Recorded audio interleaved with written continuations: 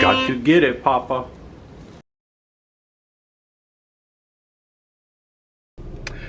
Yeah, I just thought of something, and I'm not sure exactly why, except that I'm headed out to go do something, and I'm hungry. I was hungry, and so I started thinking about food, and one thing leads to another, and I started thinking about how sad it is that we have an entire generation, or we have multiple generations, I think at this point, who have missed out on a whole era of home cooking type cuisine. And I'm not talking about like grandma's big iron pot and she's, you know, whipping up chicken dumplings or something like that. Now I'm talking about something more recent, but a lot of it's forgotten these days. One thing that a lot of people will remember is, you know, well, actually what I'm thinking about is quick food that you do at home. And I'm not talking about making a sandwich. Anybody can make a sandwich. Like, people still do that. And that's ancient. I mean, why in the world would anybody want to make sandwiches? That's so old, you know, but to make sandwiches anyway. But no, back when the olden days, back in the 60s, 70s, even going back to the 50s, 1950s, not the 18s, but back when people would get hungry and it's like they'd want a quick snack or something, a quick little meal, not just a snack like chips or something, but a quick meal. It's like you'd have to cook something, you'd have to make something, take a little effort, not much effort, but you know. And one of the things I thought of is like, okay, well, you want to watch your favorite TV show, and I'm talking back in the day now, over there, back in the day, you want to watch your favorite TV show. Well, of course, you couldn't record it. So it's like, well, it comes on at 7 o'clock. So you start planning. It's like, okay, well, I know what I'm going to do. And you get out your TV tray, and a little folding table that you can set up in front of the TV and ignore your family and all. And some people still do that just to be obnoxious. But back in the day, that's the thing that destroyed sitting down at the meal with your family to discuss the day's events and stuff. Oh, I'm gonna watch my show. I get my TV tray out. And some of the TV trays were pretty cool. It's like, you know, they had like wooden ones, but then eventually they started making them out of metal, and they had like it was kind of like lunch boxes. It's like they had your favorite characters printed on them and all that. Anyway, so you get ready, show's coming on at 7. It's like, well, okay, I just want to eat a snack. I'm not really that hungry. So you grab chips or whatever, candy or something like that, or you could do the ultimate, which is actually still available. You can still get this stuff, and after I explain it, I urge you to go to the store as fast as you can without hurting anybody and get some of this. But it's Jiffy Pop. Now, some people know right away what I'm talking about, and some people like, Jiffy what? Pop? Like, you know, corn pops? No, not well, in a way it's popcorn. Jiffy Pop. And it was cool, and it still is cool, because it's a little metal tray about this big, and it's like aluminum, and it's got a little wire handle that sticks out. Looks kind of like a ping pong paddle, sort of, except bigger. And it's filled with popcorn and some kind of oil, some kind of hydrogenated, you know, beech nut oil or whatever. And it's got a little swirly foil thing on top. And you go and you turn on the stove. You turn on the stove. You don't use a microwave for it. Not this kind. Turn on the stove, and you put the little pan on there, and you have to follow the directions. This is the best part. Put the little pan on there, and you have to keep moving it. It's like, keep moving it. Don't let it sit there. Oh, yeah, you're ruining it. You got to keep it moving the whole time until it's done. So that's why a lot of people don't do it anymore, because they have the attention span of a sparrow. So, but you have to sit and you swirl it around, and it would go and you swirl it around for like 3 hours or something, and then you hear boom, and it scares you, and you fall on the floor or something, or run into something, and it's like you can hear it starts to sizzle a little bit. Oh, keep swirling it. So you go back and you swirl, and you hear pop, pop, pop, and it's like, oh, it's starting, everybody, look out, you know, keep moving it, and you keep swirling it, and then poof, and finally the little swirly aluminum thing on top starts to puff up in places because the popcorn inside's starting to pop. Oh, it's like magic. Oh, it's popping, and you can watch it, you can see it, and there's a little hole, a little pinhole in the middle of the swirly thing, and steam starts shooting out. So you lean over to look at it, oh, you know, and you're like, keep swirling it, and it pop, and finally it inflates the whole thing. It looks like a big metal turban, and the steam's still shooting out all over, and you can aim it and like hurt your brother or whatever. Hey, look, you know, it's tons of fun for kids. And then you put your hand under it, and of course you burn your hand because it's been on the stovetop. So you know, once we'll wait for it to finish popping, you know, and it gets really slow. It's just a couple of pops here and there. Turn it off and everything. Oh, and then you rip open that thing, and the steam comes out and burns you again. And then you can enjoy the delicious, you know, fresh popcorn inside. That's just Jiffy Pop. That's just snack stuff. Now we get to the meal stuff, and it was when they started having TVs in homes. Somebody had the idea. It's like, man, TV dinners, that's an idea. We'll freeze this stuff, and they can just heat it up in the oven, and it's quick and easy, and they can sit and watch TV while they eat. Okay, so that's what happened. All this stuff kind of happened at different times, but the TV dinners, I think, go back to the 50s. But the real TV dinners were like in little metal trays, little aluminum trays. We used a lot of aluminum back in the day, and it was just like a school tray. They had like little indentions, little divots in it where they put the food items, and so like the little kiddie ones would have like two things in it. It's like, oh, this is the hamburger, steak, and mashed potato meal, and it would like have a little hamburger steak in there with some brown gravy and one little divot, and then the other side it was this the mashed potatoes were always the same, doesn't matter what brand you got, and it was this it was like mashed potato paste, and I picture in the factory they had this big machine with a nozzle on it, and it just kind of and it squirts it into the pan, and you know, when you heat it up, it like, you know, comes out okay. You put a little butter on it, and you're good to go. But it's like that was the little ones, and then it got more elaborate. And one of the best items they ever put in those TV dinners was fried chicken. But there's a problem, because the TV dinner trays, they were various sizes. They got like the Macho Man meal was like a you know, a big thing, but most of them were fairly small. I mean, you look at some of the frozen stuff you can find at the store now, and it's comparable. But it's like, how do you get like a chicken leg and you know, all this stuff inside one of those? And they had a solution for that.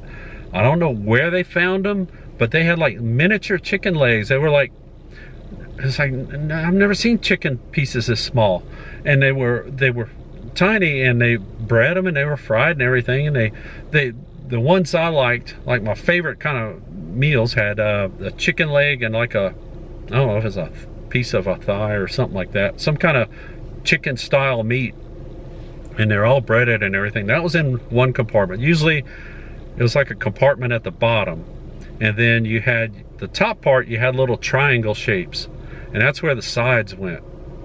And you have your mashed potatoes usually, and then it was a variety of other things. It's like they would have corn, delicious corn in there. They would have peas sometimes. Sometimes, if you were lucky, or depending on what type of meal you got, because they were, you know, all designated or whatever. But sometimes you could get one that had like a delicious fruit compote in the corner, and it would be like peaches and a cobbler or something like that. Which is, it all had to be able to be heated.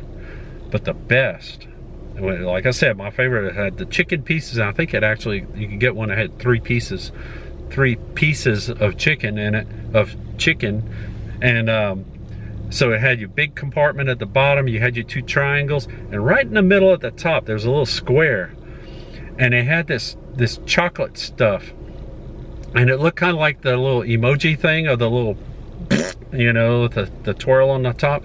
It looked like that, like they had another big nozzle thing, and here's the chocolate splat right in the middle of your little square. Well, you put it in the oven to heat up for 15 to 30 minutes or whatever, and that stuff, kind of like potatoes, it would like melt it and then cook it. It took these people a long time to figure all this stuff out to make it work all, and so it'd all be ready at the same time too.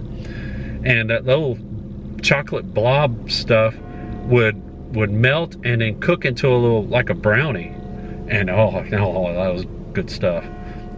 Those were good, but they had all kind of different kinds. They had roast beef, they had the sliced turkey, they had hamburger steaks. They got bigger, they weren't like the kitty size. They had you know, different things like that, and some of them had different sides that complemented the entree, and they would use the fancy terms to describe the TV dinner in a metal tray. And so, you know, we got to that point. Well, now I'm getting to a point that I think a lot of people probably forgot about, and I don't think they're still available. I haven't gone to the store to research this or anything. I haven't Googled it yet. I'm thinking of looking up some images to show a couple of samples of what some of the TV dinners look like, and I'll flash them so you don't have to look at me anymore, and you'll see the box of TV dinners, you know, moving around. And so anyway, well, I'll be doing that. But there was an era that I think it kind of overlapped microwaves, ovens, because microwave ovens have been around for longer than some people think. They actually go back, I think, to the 70s, and there's these big giant industrial boxes with like hoses and wires sticking out, and you'd use big gloves to put your stuff in the microwave, and and you crank it up, and click, click, click, click, click, and punch it, and then you'd have to stand back 30 feet behind a lead wall, so it would, and the lights would dim, and there's microwaves, rays shooting out all over the place, and leaving burn marks on the walls and stuff. Then your food would be ready, and you could enjoy it. But when about the same time, they came up with an alternate to the TV dinner, and I always remember the company Banquet doing these. And Banquet's still around. They still do. They don't call them TV dinners. I don't know what they call them now, but they came out with a line of products that were awesome. They were boiling bag meals. And it wasn't, you didn't have to put it in the oven. Oh, don't use your oven again. And eventually, I think they did versions that you could microwave, but at first you couldn't microwave them either, I don't think. But basically, it was in a little bitty box. They come in a little bitty box, real thin, and it wasn't a whole meal. It was like your entree, and you had to figure out what else you were doing. You get another boiling bag that had corn in it or something. But it's like in the bag they had like, the ones I remember had like sliced roast beef, and I think there was one with sliced turkey, and they both had gravy. Roast beef had the dark brown gravy, and the turkey had the lighter colored gravy. And it's like there's a whole process. It's like, okay, step one, you have to get out your pot. Get a big pot, and not a huge pot, but get a pot that was big enough to put the bag in, and you fill it with water, or put enough water. They tell you how much. You had to be precise, because you'd ruin the whole thing. It would be a wreck. So you put the exact amount of water they require, and you get that on the stove and crank it up to 11 and get that water boiling. Then you open the box, you rip the end off of the box, and you reach inside and you pull out the frozen boiling bag meal. And it was weird looking, but it was in a plastic bag. And you toss that on the counter and clunk, it's on the counter. Then this is the best part of these deals. They had like a little recipe that you could do. You'd go over and you get a piece of bread, and a slice of bread, and you put it in the toaster and get that going. The water's boiling, your toast is burning, you go back and forth, check on everything, and ding, the toast is ready. Okay, so you get your plate and you run over and burn your hand getting the toast out and drop it on the plate. Okay, and you watch the timer on the stove, you know, click, click, click, click, click, ding, oh boy, the boiling bag's ready. So you go and you turn the water off, the boiling water off, and if you were using your noggin, you'd get some tongs or something, and it was like a science deal. You had to have these big metal tongs so you could reach into the boiling water and get the boiling bag meal out, and try not to drop it or it'd splash boiling water all over you and knock the pot off the stove or something. So you get that out and you let it drip, because it's gonna be dripping boiling water everywhere and there's steam all over the place. And you go over to the counter where you have your plate and everything, and you get the big kitchen scissors out, and by then you might be able to grab the end of the boiling bag, the plastic bag part, and you get your scissors and snip along, and you know, it opens it up, and then more steam shoots out and burns your face all up if you look at it too close. And you take it and you dump it out. You hold, of course you get over your plate where your toast is. You dump the meal out, and all that gravy dumps out, and the piece of meat, you know, slaps onto that toast. Pow! That was good. Ow! I hurt myself thinking about it. That was so good. It was the best, and nobody knows about that anymore. Oh, I'm hurting. I'm thinking about it, and it hurts me to think about it because it was so good.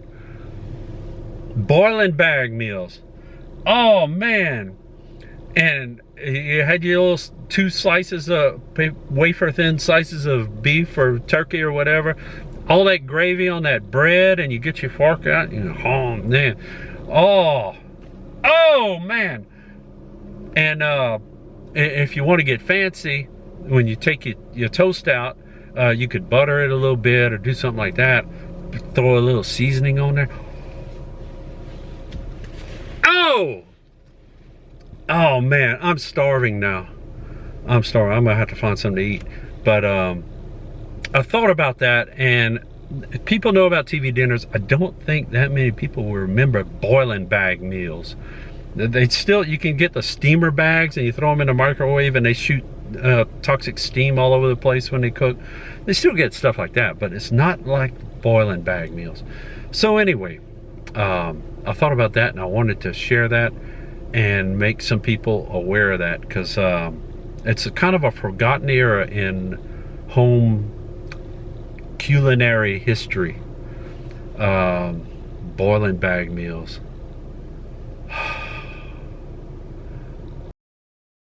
Keep an eye out for more Cook Dat.